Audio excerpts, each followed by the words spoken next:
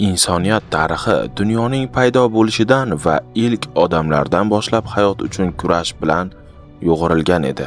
Dasht xalqlari uchun hayot juda mashaqqatli bo'lib, ularning turmush tarzi hududning tabiiy sharoitlariga moslashishi shart edi. Dashtdagi qabilalar har xil xususiyatlarga ega bo'lsa-da, tarix davomida ularni ajratib turgan eng muhim jihat yuksak jangovar mahorat edi. Dasht mintaqalarida qudratli davlat barpo etish va uni nomiga dunyoda hukmdorlik qilish uchun o'tkir aql, kuchli qo'shin va iqlim sharoitlariga to'la ko'nikkan hukmdor zarur edi. Dashtning shiddatli muhiti odamlarning xarakterida qattiqqo'llik va tajovuzkorlikni shakllantirardi. Biroz zaiflik ko'rsatish ham dushmanlar hujumi uchun qulay nishonga aylanishiga olib kelardi. Ortiqcha jasorat halokatga, jangdan qo'rqish esa asirlikka mahkum etardi.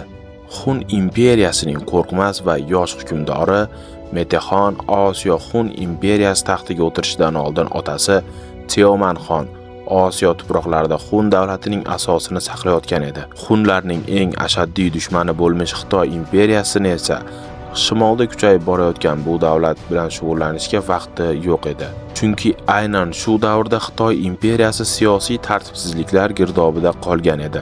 Qo'zg'olonlar va ichki urushlar qamrab olgan Xitoy og'ir kunlarni boshdan kechirayotgan edi. Xitoy imperiyasi va Xun davlati vaqti bilan chegara nizolariga duch kelishsa-da, Metexon davrigacha ular o'rtasida yirik urush sodir bo'lmagan edi. Yangi tashkil topgan va Teoman xon boshchiligida asta-sekin kuchayib borayotgan Xun davlatida hozircha notinchlik yo'q edi.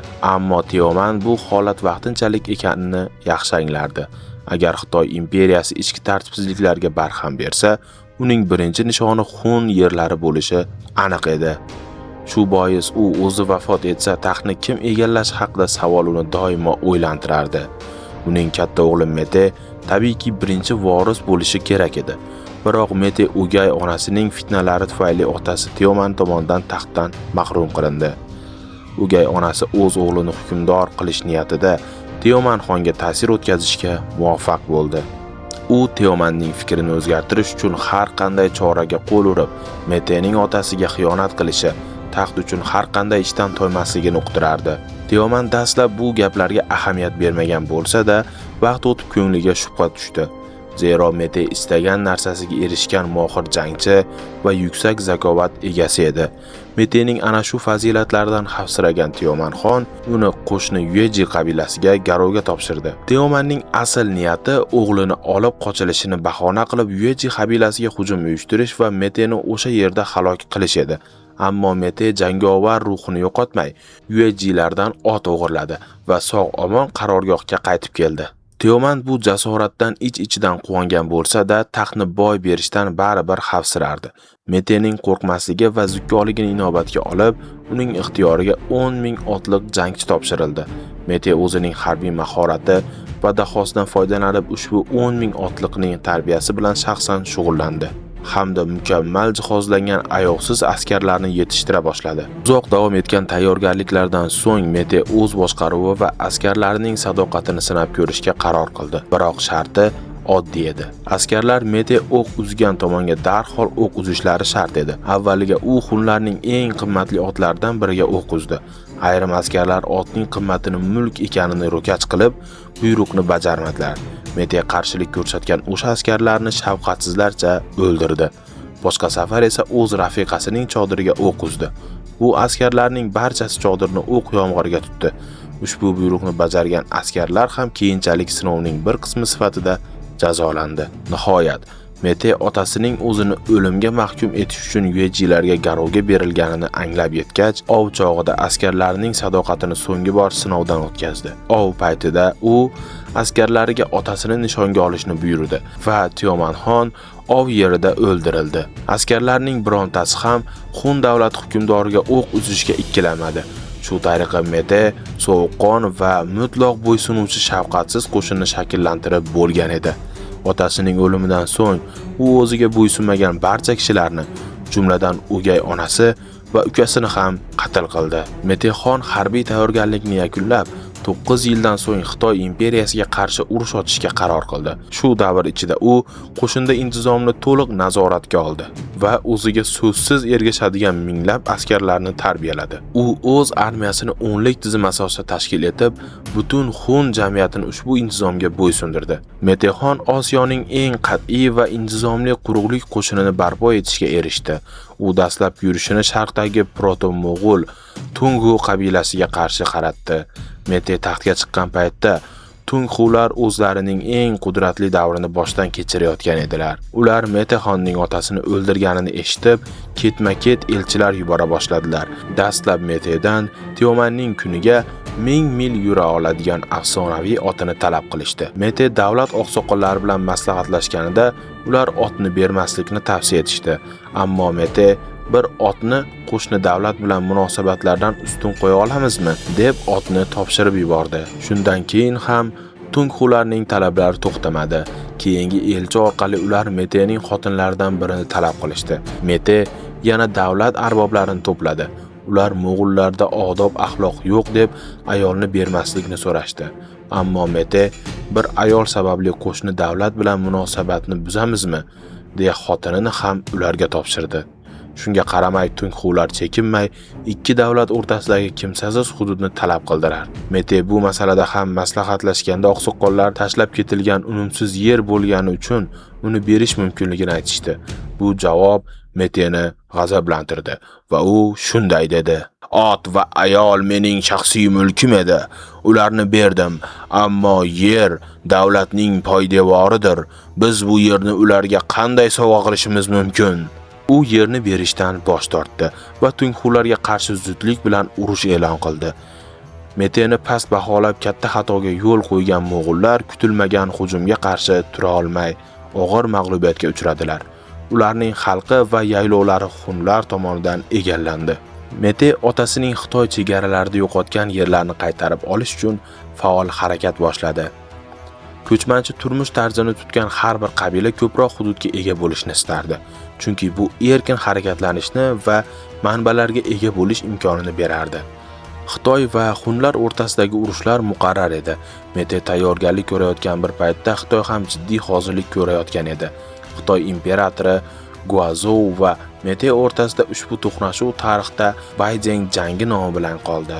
Gaozu Han imperiyasi taxtiga o'tirgach, Mete bilan to'qnashuv kunini intizorlik bilan kutayotgan edi. Mete ulkan kuch bilan bostirib kelishini bilgani uchun yangi armiya tuzdi. Xitoy aholi zich joylashgan mamlakat edi. Agar bunday ichki urushlar boshqa davlatda yuz berganda u butunlay tugagan bo'lardi. Ammo Xitoy imperiyasi tezda o'zini o'nglab, jangovar holatga keldi. Xitoy qo'shini tarkibidagi fuqarolar ilgari kamondan otish mashqlarini o'tagan bo'lgani uchun ular tezkor tayyorgarlikdan o'tkazilib jangga safarbar etildi.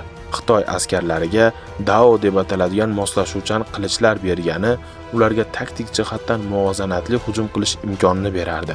Mete muntazam qo'shinni shakllantirgach, turkiy harbiy tarixda tub burilish yasagan hushtakli o'qni ixtiro qildi. Keskin va dahshatli tovush chiqaradigan ushbu o'qlar dushmanga vahima solish va ularni safini buzish uchun mo'ljallangan edi. O'q uchidagi teshiklar havoda o'zgacha tovush hosil qilardi. Bir vaqtning o'zida yuzlab bunday o'qlarning otilishi dushman qo'shinida ulkan ruhiy bosim va sarosimaga sabab bo'lardi. Bu vaqtga kelib ikkala qo'shin ham shiddatli jangga tayyor edi. Gaozu Xitoy tarixidagi isyonkor va zukkor sarkardalardan biri bo'lib, chegara hududlaridagi mulkdorlarni o'z tomoniga og'dirgan hamda isyondan so'ng Han sulolasi taxtini egallagan edi. Ehtiyotkor Gaozu Metega qarshi eng ishonchli odamlar bilan birga yurish qilmoqchi bo'ldi. U chegara xavfsizligini ta'minlash uchun qal'alarni nazoratga olib, ularga sodiq sarkardalarni tayinladi. Nihoyat to'qnashuv vaqti keldi. Mete ulkan Xun qo'shini bilan Xitoy tomon yurish boshladi. Xitoy imperatori harbiy san'at borasida nihoyatda tajribali edi. Xitoy imperatori Gaozu Metening rejasini payqash uchun kutish pozitsiyasini egalladi. Shu payt Metexon avvalo Sariq daryoning shimolidagi Xitoy mulkdorlariga hujum qildi va ularni osonlikcha yengdi. Qo'shinini qismlarga bo'lib yuborgan Mete dastlabki hujumdayoq hududlarni kengaytirishga erishdi, ammo bu mintaqada nazoratni saqlab qolish oson emasdi. Sariq daryo bo'yidagi May qal'asi muhim strategik nuqta bo'lib, uni Gaozuning qarindoshi Shahzoda Han Sin himoya qilardi. Metexon Han Singa o'z safiga qo'shilishni taklif qildi, biroq Han Sin taklifni rad etdi. Shundan so'ng Mete shaharlarga hujum qilib, askarlarini 4 tomondan bostirib kiritdi va Han Sinni chorasiz ahvolga solib qo'ydi. Han Sin Gaozuga maktub yo'llab, tezkor yordam berilmasa taslim bo'lishga majburligini bildirdi. Gaozu Metening chekinmasligini va hujumni davom ettirishini tushunib, shaxsan o'zi Mete bilan yuzma-yuz kelishga qaror qildi. Xitoy imperatori Xunlarning haqiqiy ahvolini bilish uchun Metening qarorgohiga josuslardan iborat 10 kishilik elchilar guruhini yubordi. Xushyor Mete bu hiylani darhol sezdi. Gaozuni chalg'itish va uni shoshilinch hujumga undash uchun u qo'shinining asosiy qismini o'rmonlarga yashirdi. Qarorgohda esa faqat keksalar, bolalar hamda nimjon otlarni qoldirib o'zini ojiz qilib ko'rsatdi. Elchilar qaytib borib, Xunlarning zaif holatda ekanini aytishdi. Gaozu shubhalangan bo'lsa-da, imkoniyatni boy berishni istamadi. Shu tariqa Metening birinchi rejasi, aldash va chalg'itish taktikasi omadli amalga oshdi. Navbat charchatish va tuzoqqa tortish taktikasida edi. Mete o'ng va chap Tuki hukmdorlari boshchiligidagi 10,000 kishilik saralangan qo'shinni Xitoy armiyasi ustiga yubordi. Ular ketma-ket zarbalar berib Xitoy qo'shinini madorsizlantirdi va ularni tayyorlab qo'yilgan tuzoq sari yetakladi. Xitoy qo'shini shiddatli janglardan tashqari shafqatsiz qish sovuqlariga ham dosh berishga majbur edi. Xitoyliklar uchun bu sharoit dahshatli tushga aylandi. Xitoy askarlaridan ba'zilarining barmoqlari sovuqdan uzilib tushdi. Ko'plari muzlab halok bo'ldi. Xitoy imperatori o'z qo'shinini asosiy va piyoda qismlaridan uzilib, ilgarilab ketdi va Mete jang uchun tanlagan Baydeng shahriga yetib keldi. Imperator qopqonga tushgan edi. Miloddan avvalgi 200-yilda imperator Gaozu Baydeng yaylovida to'xtagan paytda 4 tomondan to'satdan paydo bo'lgan Xun otliqlari Xitoy armiyasini to'liq qurshovga oldilar. Izg'irin sovuqda muzlayotgan xitoyliklar uchun bu muqarrar halokat edi. Ammo Mete Xitoyni to'liq bosib olishni istamasdi, chunki Xitoy jamiyati o'zligini yo'qotadigan emas, aksincha, o'zini bosib olgan xalqlarni o'z madaniyatida eritib yuboradigan qudratga ega edi. Shu sababli Mete og'ir ahvolda qolgan Xitoy imperatori va uning qo'shinini qo'yib yubordi. Metexonning harbiy intizomi turkiy xalqlar tarixi va jahon urush san'ati nuqtai nazaridan g'oyat katta ahamiyatga ega edi. U qat'iy va shafqatsiz harbiy tayyorgarlik bilan birga mukammal tartiblangan jangovar saflarni joriy qildi. Otasiga qarshi suiqasd paytida qo'llagan temir intizom evaziga u o'ziga mutlaq bo'ysunuvchi armiyani shakllantirdi. Qo'shinini 10 minglik, ya'ni tuman, minglik, yuzlik va 10lik qismlarga bo'lib, ularga tuman boshi, ming boshi, yuz boshi hamda 10 boshi rutbalariga ega harbiy qo'mondonlarni tayinladi. Intizomni buzgan va buyruqqa bo'ysunmaganlarni shafqatsiz jazolab, davlat boshqaruviga aniq iyerarxik tizimni olib kirdi. Mete Baydeng qamalida qo'llagan zarba berish va chekinish taktikasi bilan o'z harbiy dahosini butun dunyoga isbotladi. Metexon qisqa vaqt ichida turkiy tilda so'zlashuvchi barcha qabilalarni yagona bayroq ostida birlashtirib, ortidan buyuk va qudratli imperiyani qoldirib ketdi.